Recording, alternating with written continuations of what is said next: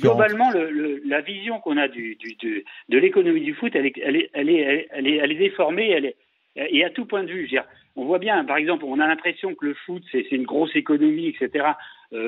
Si on regarde en France, c'est 2 milliards d'euros, c'est pas grand-chose, quoi. C'est-à-dire que ça n'a rien à voir avec la popularité du foot, tout ce que le foot engrange, etc. Son poids économique est relativement faible. Je veux dire. Par rapport à quel autre secteur, Luc, par exemple? Luc, dans son papier, cite le chiffre d'affaires de Conforama, qui est supérieur à la filière football. Exactement. Et si vous regardez par exemple... Le foot, quand même, c'est 35 000 emplois en France. Conforama est en train de s'écrouler. Oui. D'accord, mais par exemple, si vous regardez la crise de 2008, Lehman Brothers, quand ils font faillite, effectivement, toute l'économie s'écroule. Si le Real de Madrid ou le Barça fait faillite cette année, l'économie va pas aller beaucoup plus mal, quoi. Donc faut vraiment relativiser tout ça, quoi. Il faut remettre ça un petit peu à sa dimension, hein. Et c'est pareil, ce que vous citiez, les transferts, mais c'est pareil au niveau des salaires, quoi. Le marché du travail des footballeurs, il est très spécifique, c'est-à-dire qu'il marche par segment. Il y a un segment effectivement pour les joueurs moyens, où là effectivement il y a une offre et une demande. Il y a un segment qui est le segment un petit peu pour les très bons joueurs, effectivement, où là la courbe des salaires est convexe, c'est-à-dire que les clubs sont prêts à payer une petite différence de talent. Et puis il y a le marché des superstars, c'est celui-là qu'on met toujours en avant, mais qui représente vraiment pas grand-chose sur le marché des footballeurs. Le Neymar, effectivement, Mbappé, c'est des joueurs qui sont uniques, donc ça marche. La logique effectivement d'achat de ces joueurs est complètement spécifique. Souvent, je prends l'image je fais la comparaison avec le marché de l'art, quoi.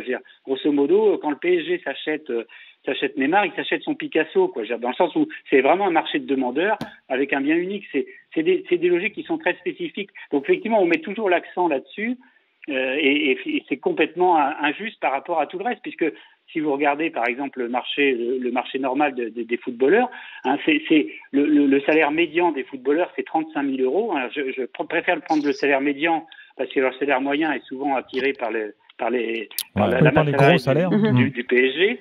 Donc c'est 35 000 euros. Et la durée moyenne d'une carrière pour un footballeur, c'est entre 4 et 6 saisons.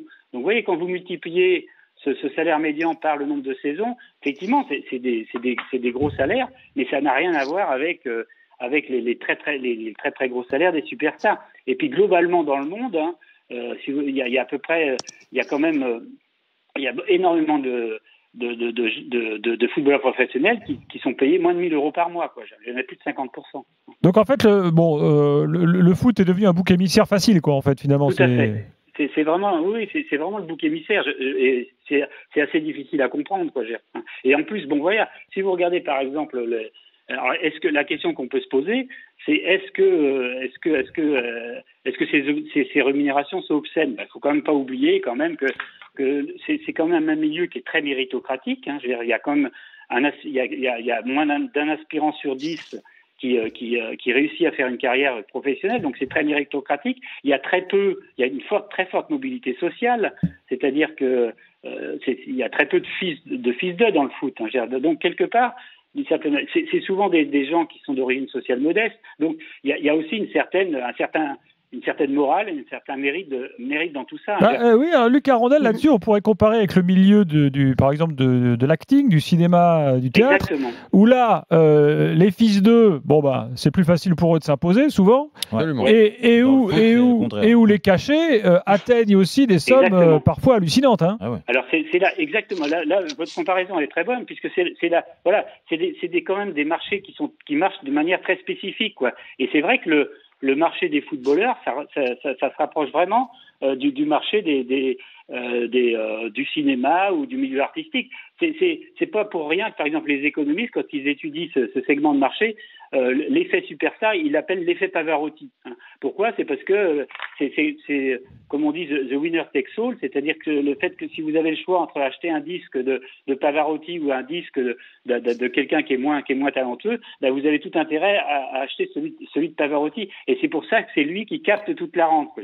Et c'est c'est le même. J'espère que je suis pas trop compliqué. C'est le même procédé. Non, on comprend bien. Le processus qui joue dans le football, quoi. Effectivement, pourquoi ne pas faire des tribunes sur le temps est venu de s'approprier le cinéma, etc., etc.